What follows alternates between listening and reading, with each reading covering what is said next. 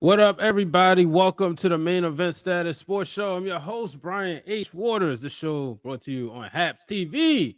Make sure you follow and download the Haps TV app absolutely free. You can get that and join me and a bunch of other great broadcasters, including one in the chat right now, my good brother, the one and only Mike Patton. Make sure you check out his show, especially if you're a fan of all things AFC South. He gets you all that you need. Oh, we got Dre from the Your Sports Show. I hope I said that right. Joining in. Appreciate you coming in. Ravens with a huge blowout victory.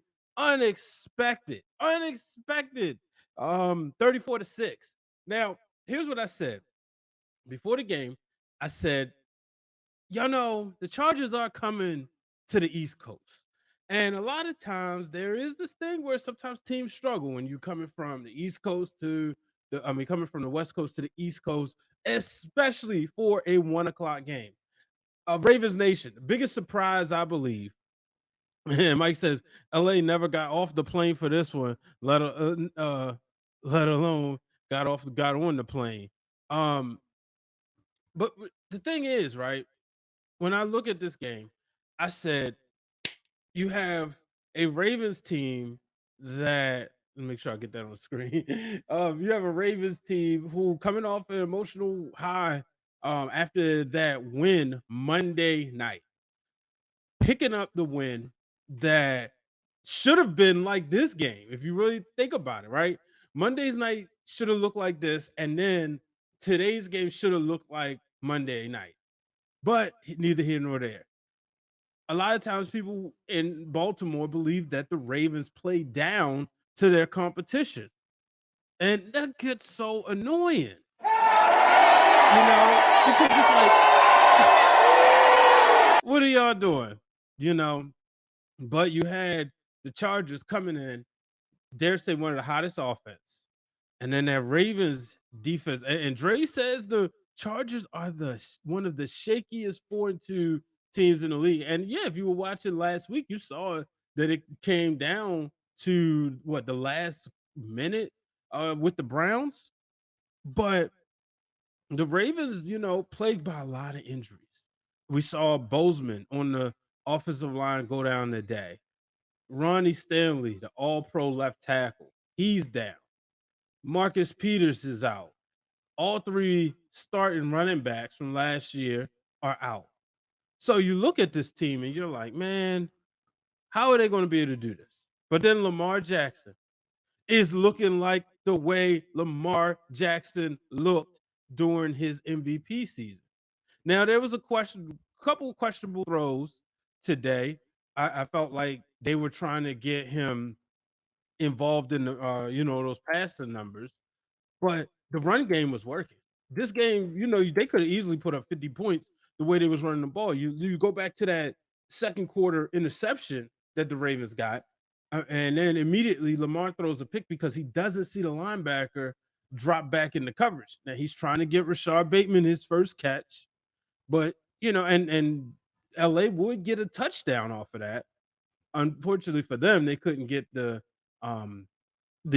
extra point, which Justin Herbert, you look at his numbers, 22 for 39, 195 yards, one touchdown, one interception, 2 sacks, quarterback rating of a 67.8.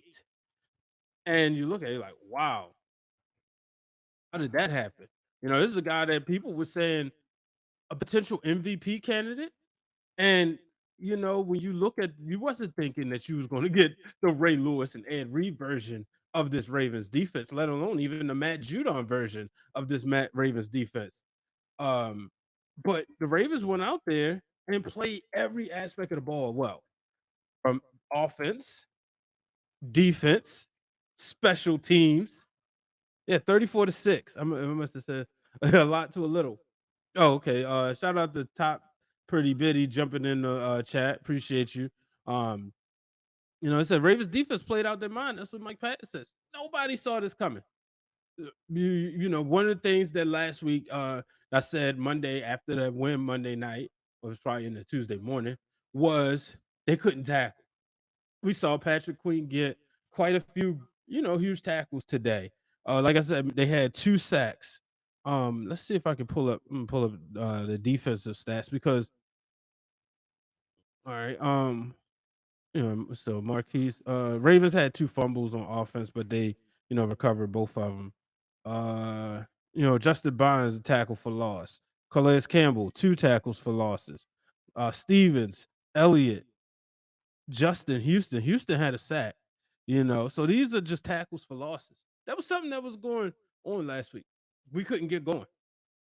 And for them to do that against a high power offense just goes to show you this team can be dangerous. This team can be really dangerous moving forward. Next week will be the test because they're going to Cincinnati, and that's going to be a game. Oh, wait, is Cincinnati coming here? Ravens got 3 straight home games? Oh, sure do. Okay. Well, Cincinnati's coming here. Um, wow, that is so weird the way they're doing these schedule. But yeah, Cincinnati's coming here. They're going to have Jamar Chase. Joe Burrow, his second year. He's seen this Ravens defense before. But then again, Cincinnati's going to have to face this Ravens offense in the bank. Lamar Jackson. They're going to have to face him. Wow, the Ravens have 1, 2, 3, 4 straight home games. That's going to come back and hunt them. Um, I guess it won't. But it's just it's weird. They got the Bengals, then the Vikings, and then they go to Miami, go to Chicago, come back home.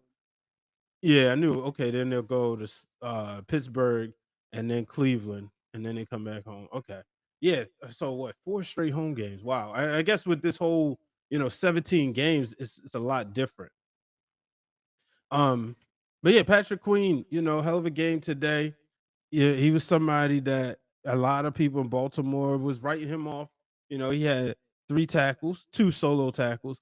Averett, another guy somebody was writing off. He was able to draw a pass interference penalty because he would have had an interception late in the game. And 6 tackles for him. Definitely they got one play defense, and you knew he had to step up because if he didn't, then he would have been somebody's target. He would have been the target for the next few weeks. And I think he's done a great job. Marlon Humphrey, obviously, I think it was Humphrey who had the pick early. No, Elliott. Elliott had the pick. Just straight up, he wanted the ball more and he stole it. So I know we talking Ravens, but I'm over here cracking up the Aaron Rodgers scored a yelling, rush the touchdown and yelling the crowd. Chicago, I still own you. Tears. Wow. Wild. That is crazy. It is kind of not surprising, honestly, but I mean, what do you say? That's Aaron Rodgers for you. It's dope nonetheless. But that's Aaron Rodgers for you. It's unfortunate for Chicago. I'm waiting for the WNBA game to come back on. Yeah, shout out to Mike Patton. Thanks for letting me know about that one. Because I was, fully invested into the Ravens today. I didn't think, I'm gonna be honest with you. I was going back and forth with this pick. I was talking shout out to Ashley Baker. Congratulations to her on her new move. She picked the Chargers, and I said to her, Ashley, what are you doing? And she goes, what? I said, no, I laughed at her picks. That's what it was. And she says, why? Because I ain't picked the Ravens. I said, yeah, you just never learn. Doesn't I just left it at that. Because she always picks against the Ravens, which I'm pretty sure she will next week. Um, but the thing is, like, the Chargers had to come here, and Lamar. It's easier for a East Coast team to travel west than a West Coast team to travel east. We've seen that time and time again. But I can tell you this: nobody saw a blowout today, considering the way the Ravens defense was playing, the way the Chargers offense was playing. But 34-6, clearly, Baltimore's comfortable here. They're comfortable being at home. Lamar Jackson, while he didn't have numbers that will um blow people away and say, "Oh my goodness, he's an MVP." He was 19 for 27 today, 167 yards. He had 2 interceptions. One you count, and the other one, that was off Bateman's hands. It's still on a stat sheet. His quarterback rating was a 68, but he had 51 yards rushing. But he went out there, he controlled the game. Getting a touchdown pass to Mark Andrews. Andrews, 5 receptions, 68 yards. Marquise Brown, 4 receptions, 35 yards. But Rashard Bateman, 4 receptions, 29 yards with an 11-yard. He was targeted 6 times. So, Marquise Brown, he dropped one that would have been a touchdown, but he was 4 for 5, and Mark Andrews was 5 for 6, But it just goes to show you, moving forward, this Ravens offense can be dangerous. You still have to factor in Duvernay. You know, said they should win all those big games. Yeah, Ashley Big Money Baker is what they call her these days. You still got to factor in Duvernay. Incredible return today. Bringing it near the 40, and that's somebody you got to factor in. He's like he's the Jacoby Jones of this team compared. Obviously, he hasn't been as big of a threat yet because we haven't seen the run back for the touchdown. But he can get yards and he's explosive, and I think it's a matter of time when he breaks through. Obviously, the way things are now versus 2012, it's not as easy to get kick returns because they've moved things back, but only time will tell. So I'm looking forward to seeing what this team can do, as I believe they are a team of destiny. Looking at let's take a look ahead of the schedule. If you told people the Ravens were going to be 5-1, you would have said the team they would have lost to would have been the Chiefs, right? But that was the team they won to make up for that loss against the Raiders. Quite frankly, I think they should be 6-0, but they're not, But next week they got the Bengals. That's going to be tough. The Bengals are rising. Now, the Ravens could shut them down and bring them back down to earth. I would not be surprised. But then they'll take on the Minnesota Vikings. Vikings got to come here. I think the Ravens can get that. The Dolphins on what's that? Sunday night? No, that's a Thursday night. Lamar Jackson, Hollywood Brown go home. We know what they did the last time. You know, the Bears going to Chicago, that could be tough, going to Soldier Field and that defense, but I think they can get that. The Browns, Steelers, and Browns, you don't want to say, oh, yeah, the Ravens going to win all three of those, but why not? Packers obviously going to be tough. The Rams are going to be tough. The Steelers could be, the Ravens could be hoping, as who's that? Tarasi just knocked down a three. Ravens could be hoping that game doesn't matter. They could be hoping that game does not matter. So, but time will tell. I'm excited to see what happens as the Ravens look to go ahead and redeem themselves. Lamar Jackson, and the thing is, shout out my man Brian in the building from Texas. What's up, Brian? Um, the thing is about the Ravens. At the end of the day, when you look at this team, they are a team that must, you know, Lamar Jackson is looking like the MVP, but they have now become that team that can be dangerous on whether it's running or passing, and they controlled the ball game today, running the football.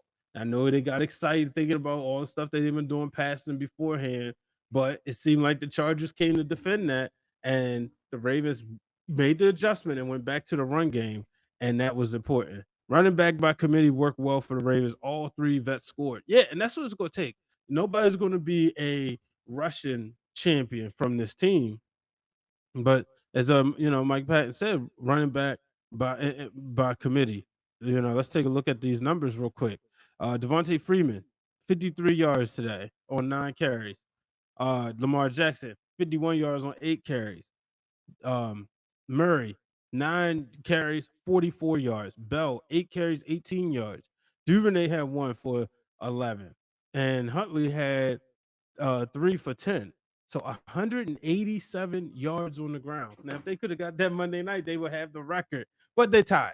They're tied. So and Mike says Freeman got him 11 fantasy points, as he got that touchdown. I wish I had Le'Veon Bell. I picked him as I was like, you know what? I think somebody got hurt, and then I was like, let me go grab Le'Veon, and I haven't started him. I wish I would have started him today for obvious reasons. He did get a touchdown, but we'll see. But yeah, folks, I just wanted to get on here real quick. Shout out to the Baltimore Ravens for scoring a huge win over the Chargers, getting it done 34-6. Ravens Nation, how y'all feeling? They will be the talk all week. Everybody will be loving this game. The city is on fire. I might go outside just to enjoy this. But folks, I'm about to get out of here. Shout out to Bronson on his fantasy. Jackson, 21 points. Andrews, 12 points, and Tucker, 12. I also got John Harbaugh, so I get some points for that win. So obviously, I'm happy right there. But congratulations to the Ravens, another win, 5-1, baby, for the fourth time in franchise history. Just a key note, they was not 5-1 when Lamar Jackson was MVP, because if y'all remember, they had went to 2-2.